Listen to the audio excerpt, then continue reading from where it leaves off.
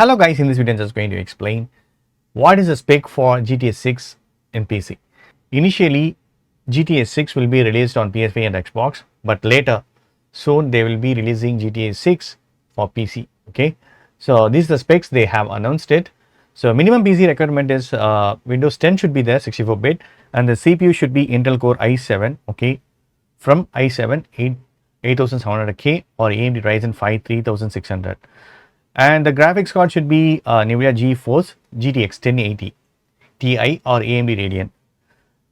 And the DirectX version should be 12. Minimum RAM should be 8 GB. Storage should be 150. Okay. But the recommended PC requirements, right? It's Windows 11 and 64-bit. The processor should be i9 10900K or AMD Ryzen 5 5900 series. 5 series. Graphics card can be NVIDIA GeForce RTX 3080. Okay, and AMD Radeon RX 6800.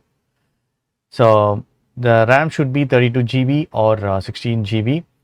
DirectX version should be 12. Storage should be 150 NVMe SSD.